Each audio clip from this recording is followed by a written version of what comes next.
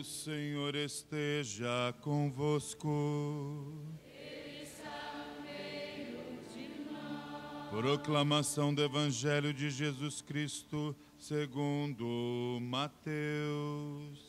Glória a vós, Senhor. Naquele tempo, vendo Jesus as multidões, subiu ao monte e sentou-se. Os discípulos aproximaram-se e Jesus começou a ensiná-los. Bem-aventurados os pobres em espírito, porque deles é o reino dos céus. Bem-aventurados os aflitos, porque serão consolados. Bem-aventurados os mansos, porque possuirão a terra. Bem-aventurados os que têm fome e sede de justiça, porque serão saciados. Bem-aventurados os misericordiosos, porque alcançarão misericórdia. Bem-aventurados os puros de coração, porque verão a Deus.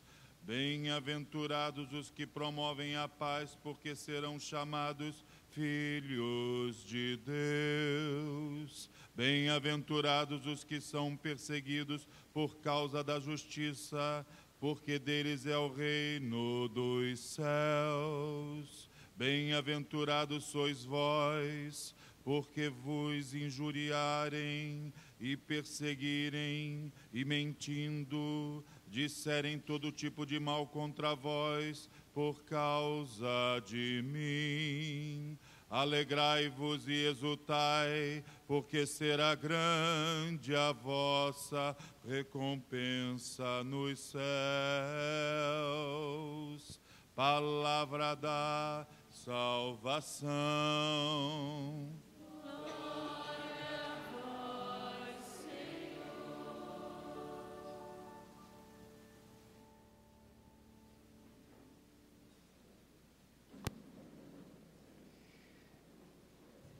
Irmãos queridos, nessa festa bonita do dia de hoje, a igreja convida a gente a recorrer à intercessão de todos os santos e santas de Deus.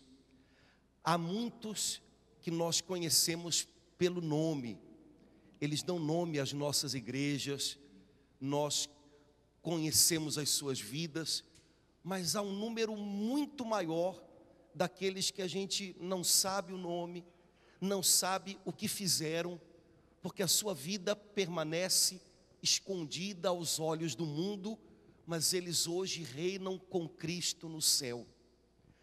A gente poderia se perguntar, o que há de comum entre todos esses homens e mulheres de tempos tão diferentes, de jeitos tão diferentes, em momentos tão diferentes da história do mundo? O que há de comum entre todos eles que os fez a todos serem santos? Lá na nossa paróquia, esse fim de semana, a gente está tendo um retiro de jovens. E ontem, quando começou o retiro, é interessante porque eu fico lá atrás só olhando, né? E aí, quando começa o retiro, vocês sabem como é que jovem é, né? Eles são meio desconfiados assim, então demoram para entrar no... Vocês não, vocês já são cara de pau, vocês já chegam, né? Mas eles chegam meio assim, na deles. Mas é interessante que logo no começo, você percebe que tem uns mais extrovertidos, né? Então tem uns que quando começa a música, eles já começam a fazer. Tem outros que a música já está no final e eles estão assim, olhando. E eu estava notando como é que cada um é de um jeitinho. Cada um tem um temperamento. Irmãos, o que nos torna todos santos, não é que nós fiquemos iguais uns aos outros. Porque a tarefa do Espírito Santo que mora em nós não é nos tornar iguais uns aos outros.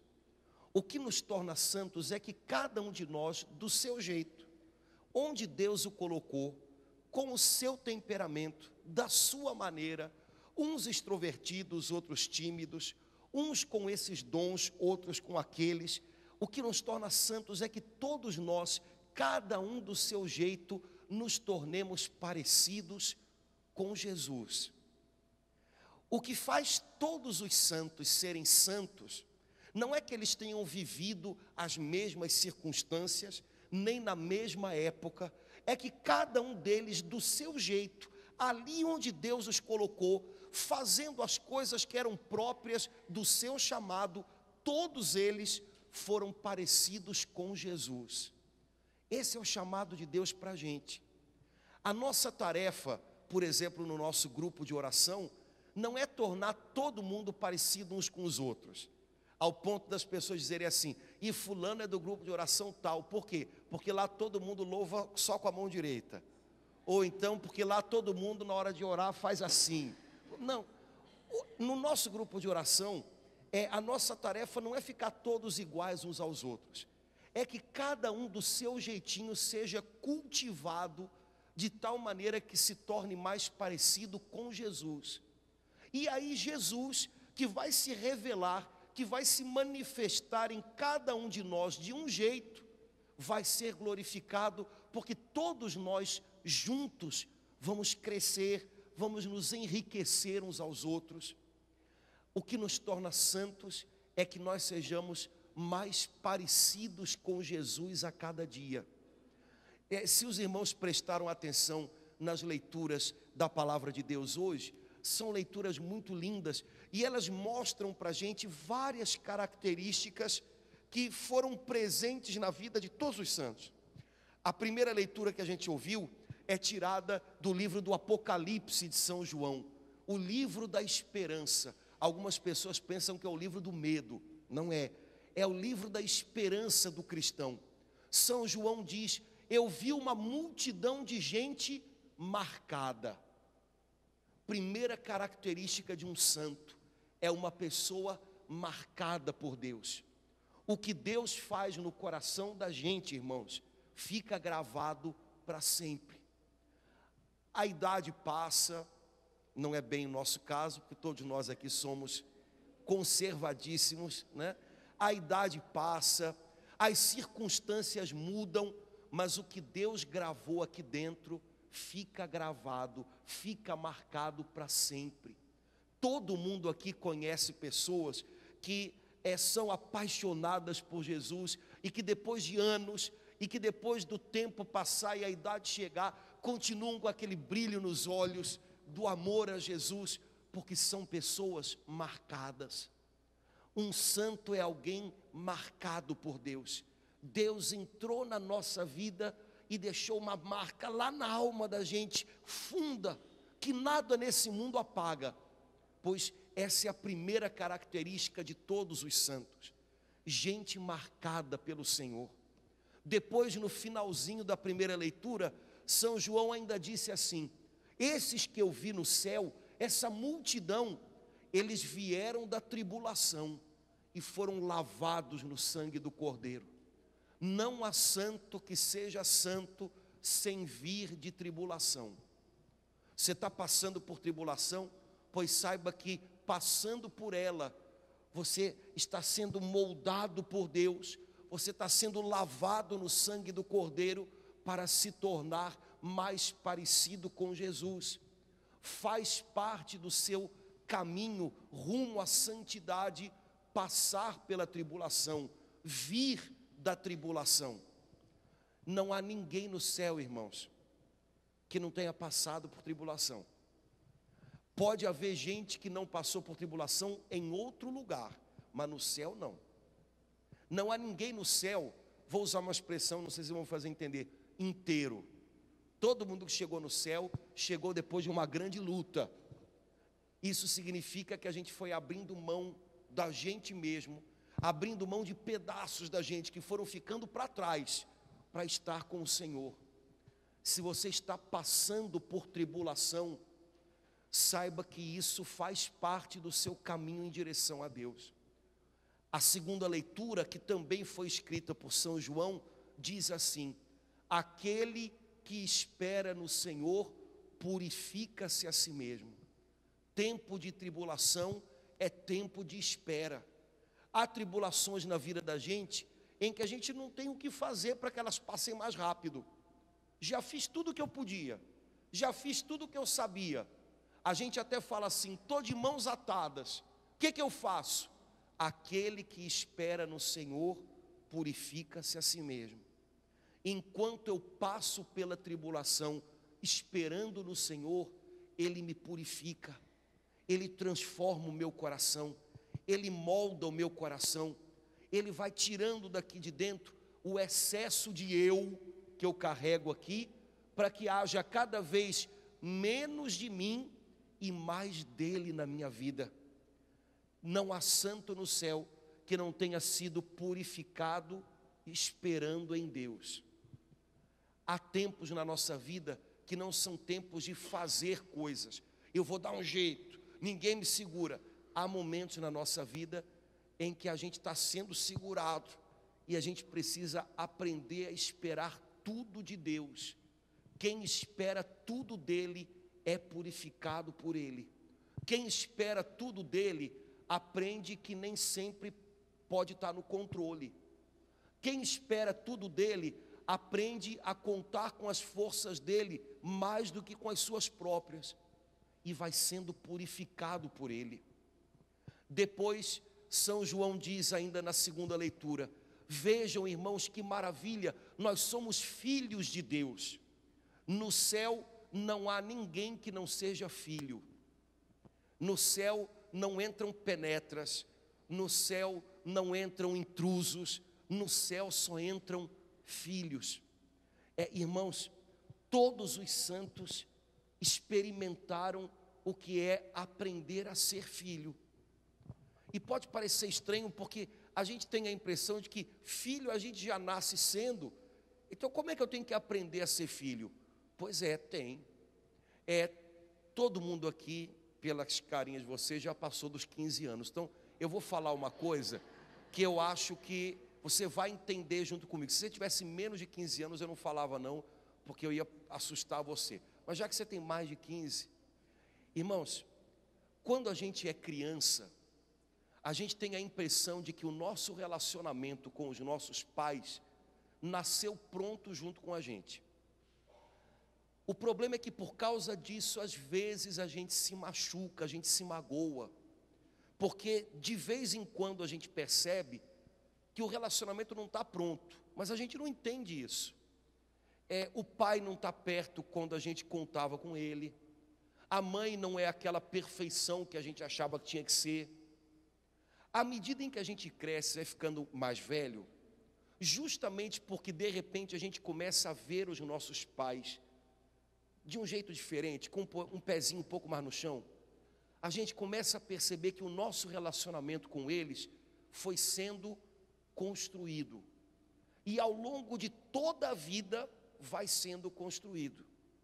De tal maneira que mesmo que lá atrás o relacionamento não tenha sido muito bom, aqui na frente, porque eu já sou mais maduro, porque eu já sou mais adulto, eu posso refazer esse relacionamento.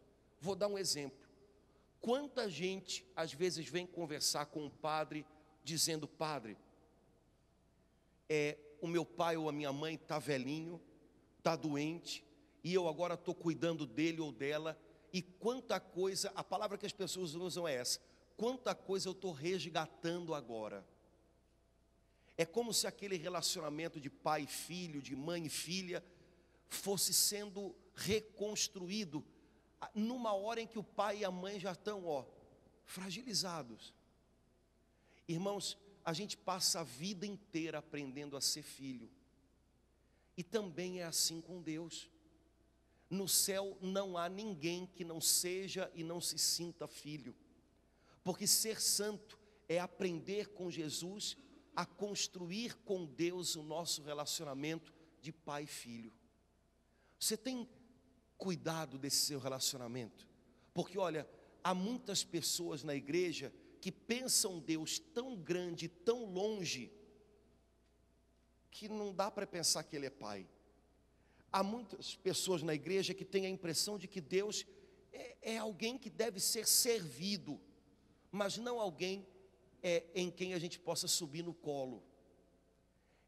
Ser santo é aprender com Jesus a ser filho, e ser filho é algo que se aprende a vida inteira. A vida inteira. Por fim, o evangelho de hoje, que a gente chama de Sermão da Montanha, mostra uma outra característica de todos os santos. Se todos os santos têm em comum uma coisa, eles não eram parecidos uns com os outros, mas todos eles eram parecidos com Jesus, todos eles viveram o Sermão da Montanha que nós ouvimos hoje. Porque Jesus não nos ensinou nada que ele próprio não tivesse praticado primeiro. O Sermão da Montanha, tudo que Jesus nos diz nessa passagem, ele viveu em primeiro lugar. Todos os santos trilharam esse mesmo caminho com Jesus. Eu tenho certeza que você conhece essa passagem das bem-aventuranças. Jesus diz para a gente: bem-aventurados, abençoados, felizes são vocês. E vamos começar por baixo. E ele diz assim: quando vocês são perseguidos e incompreendidos por causa do meu nome. Irmãos, se existe alguém nesse mundo que soube o que é ser incompreendido, esse alguém é Jesus. Pois Jesus está dizendo para mim e para você: quando você fizer o seu melhor, quando você fizer tudo o que você podia, e ainda assim a resposta que você receber não for aceitação, gratidão, se sinta ainda assim uma pessoa feliz, porque mesmo incompreendido, se você foi fiel a Deus, valeu a pena. Irmãos, ser parecido com Jesus quer dizer fazer as coisas do jeito de Jesus. E fazer as coisas do jeito de Jesus significa 1 milhão de coisas, entre elas, aprender a continuar sendo fiel, mesmo quando se não é compreendido. Algumas pessoas na renovação ficam muito chateadas, porque dizem: ah, lá na paróquia a gente faz tanta coisa, a gente tenta ajudar tanto, mas o padres são um problema, vocês sabem disso, né? Vocês têm que rezar muito pelos padres. Padre é um bicho muito difícil. Padre é um bicho muito difícil. Mas o padre dá aquele desânimo. Meu irmão, Jesus nunca enganou a gente, está no pacote. Está no pacote. Você recebe 100 vezes mais com perseguições por estar com Jesus. Não pague o mal com o mal. Não pague a incompreensão com mais incompreensão. Aceita, perdoa, ama, do jeito de Jesus. Isso te faz mais parecido com Ele. Isso te faz mais santo. A tribulação pode te fazer mais santo, se você passa por ela sendo purificado pelo Senhor. Ser incompreendido te purifica? Pois então, vamos lá, Senhor. Mexe no que tem que mexer. Não ouvir uma palavra de gratidão te purifica? Pois então, Senhor, me ensina a ser fiel mesmo na ingratidão. Vamos lá, eu estou aprendendo, só que eu sou devagar, Senhor, me ensina mais. Jesus diz: bem-aventurados são vocês quando vocês são misericordiosos. Abençoados são vocês quando vocês são misericordiosos, porque Deus vai ter misericórdia de vocês. Irmãos, a palavrinha misericórdia, ano que vem a gente vai ouvir para chuchu, hein? Se prepare, essa palavrinha vai ser a palavrinha mais conhecida do dicionário ano que vem. Agora, a palavrinha misericórdia, dizem que tem muitas maneiras de você entendê-la. Existe uma maneira que eu gosto muito. Um dia eu li num livro escrito por um monge que misericórdia é a capacidade que alguém tem de conviver com a miséria de quem está ao seu lado. Boa essa, hein? O que é misericórdia? Capacidade de conviver com a miséria. O Senhor Jesus foi o mais misericordioso de todos. Ele conviveu e convive com a nossa miséria e não desiste da gente. Você quer ser santo? Você tem que ser mais parecido com Jesus. Convive em paz com a miséria dos teus irmãos. Porque um dia Deus vai ser misericordioso com a gente, nessa mesma medida. Se nós não convivemos em paz com as misérias uns dos outros, um dia pode ser que o Senhor não queira mais conviver com as nossas. É bom a gente treinar entre a gente então, né? Vamos treinar. Meu grupo de oração, eu conheço aquele núcleo há 10 anos. Porque há 25 anos nós somos do grupo, há 10 anos somos os mesmos no núcleo. E eu sei o defeito de cada um, é claro, como num casamento. Você não sabe todos os defeitos do seu marido? Você não sabe todos os defeitos da sua esposa? Nem te surpreende mais tanto defeito, né? Pois é, no grupo de oração é a mesma coisa. Só que o fato da gente conhecer as misérias uns dos outros não pode nos fazer desacreditar uns dos outros. Não pode fazer a gente olhar uns para os outros como se a gente só tivesse misérias e não coisas boas. Porque o risco que a gente corre não sendo misericordioso é olhar para o outro e só ver defeito. Não é desse jeito que Deus olha para a gente. Quando Deus olha para a gente, Ele não vê uma montanha de defeitos. A gente também não pode se olhar assim. Seja misericordioso, você vai ser parecido com Jesus. Por fim, Jesus diz: bem-aventurados, abençoados os mansos, porque possuirão a terra. Jesus disse um dia para a gente: aprendei de mim que sou manso e humilde de coração. Nunca houve no mundo alguém mais manso de coração do que Jesus. Vou traduzir isso de uma maneira bem carioca, nova tradução da Bíblia na linguagem carioca. Manso de coração é aquele que não chega na vida dos outros colocando o pé na porta. Jesus nunca chegou na vida de ninguém assim. Jesus não chegou na vida de Zaqueu dizendo: Zaqueu, desce da árvore que eu vou te dar umas raquetadas que você está merecendo.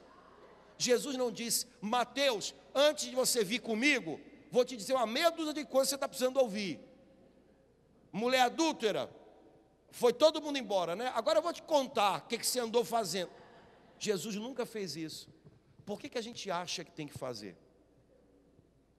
Irmãos, a obra de Deus na vida das pessoas é de Deus. E a gente corre o risco de quebrá-la se a gente não tem um coração manso. Há pessoas tão preocupadas com algumas coisas que são preocupantes, repito, são preocupantes, mas são preocupadas na hora errada e às vezes pelo motivo errado, que podem acabar impedindo uma obra de Deus. Você imagina que vem para o grupo de oração uma pessoa que estava, como a gente costuma dizer, no mundão. As pessoas não chegam do jeito que a gente queria que elas chegassem, elas chegam do jeito que elas estão. E vai que é uma mulher que chega do mundão, e no mundão ela aprendeu a usar umas roupas que não são corretas, mas ela está vindo, e a nossa tarefa é deixar ela vir até Jesus. Mas não, a gente na segunda vez que ela está no grupo, a gente já começa a mandar umas indiretas, bem diretas, para dizer o quanto a gente está incomodado com roupas indecentes. Deixa Deus mexer no coração, vai chegar na roupa. Vai chegar na roupa. O problema é que a gente acha que na gente Ele já chegou em tudo. Deixa Deus continuar mexendo em você, e aí um dia Ele vai chegar no seu orgulho, Ele vai chegar na sua inveja também, como vai chegar na roupa daquela irmã, como vai chegar na maneira doida de falar daquele outro, como vai chegar naquela superstição daquele outro. Não, a gente quer que as pessoas cheguem prontas, e aí a gente começa a entrar na vida delas com o pé na porta. Deixa Deus fazer o caminho dele com aquela pessoa. Depois de 2, 3 anos a pessoa, então chama para conversar com ela, é seu irmão, bate um papo de irmão para irmão. Não precisa falar diretas na frente de todo mundo, porque aí a única que está com uma roupa esquisita no grupo é aquela. Então você fala: gente, olha, para vir para o grupo a gente tem que pensar assim, que eu estou indo para a casa de Deus, né? Então roupas assim decentes, a gente deixa, aí todo mundo olha para a única que está lá, né? Pois é, chama a tua irmã, depois de um tempo ela está lá, conversa. Agora, irmãos, dissimulação não é de Deus, e existe muita repreensão, existe muita coisa que se diz na igreja que não passa de dissimulação. Não é de Deus, é entrar na vida do outro metendo o pé na porta. Eu vou fazer uma exortação. Não, exortação é para todo mundo. Se não é para todo mundo, é para um só, então não tem que fazer na frente de todo mundo, faz junto com aquele, senão é dissimulação. Gente, olha, eu vou até falar, mas não vou nem dizer muito, para você não pensar que é com você. Ué, mas se não é com você, por que eu vou falar? Cuidado para não colocar o pé na porta. Jesus disse: o que é manso conquista o mundo. Quem não é manso atropela o mundo, atropela pessoas. A gente tem que ser fino de alma para perceber isso. Lidar com gente, irmãos, não é nada fácil. Vocês lidam com gente o tempo inteiro. E gente, como eu falei, que chega do jeito que chega. Tem gente que chega no grupo de oração emocionalmente descompensada, ansiosa, com a cabeça confusa, passou em 20 religiões antes de chegar no grupo. Viveu um monte de coisa, está voltando para Deus, e o grupo de oração às vezes é a porta de chegada. Peça ao Espírito Santo: Senhor, me dá fineza de alma para caminhar do lado dessa pessoa com o meu coração manso, para eu não chegar na vida dela colocando o pé na porta, para eu me aproximar dela como Jesus. Me ensina, para que essa pessoa seja conquistada para o Senhor. Irmãos, do jeito de Jesus, a gente vai se santificando. Do jeito de Jesus, a gente alcança muito mais longe, a gente alcança muito mais. Ser santo, a gente tem que tomar cuidado para não pensar que é entrar num estereótipo. Fulano é tão santinha. Olha, tudo no diminutivo não é bom, hein? Vocês sabem que o bonitinho é o feio arrumadinho, não é isso? Fulano é tão bonzinho. Bonzinho é aquela pessoa que você não tem nada muito melhor para dizer, então você fala que ela é boazinha. Fulano é tão santinha. Santinha é aquela pessoa que anda com a cabeça tortinha assim, com a mãozinha no peito, né? Não precisa ser santinho, tem que ser santão, né? Santão. Mas santão não quer dizer ter uma característica externa diferente. Santão quer dizer alguém que está lutando e suando a camisa para aprender com Jesus a ser do jeito dele. Sem o Espírito Santo a gente não consegue nem aprender a primeira lição. Com o Espírito Santo tudo é aprendizado, tudo é purificação, tudo vai moldando a gente até a tribulação, até a incompreensão. Para quem está buscando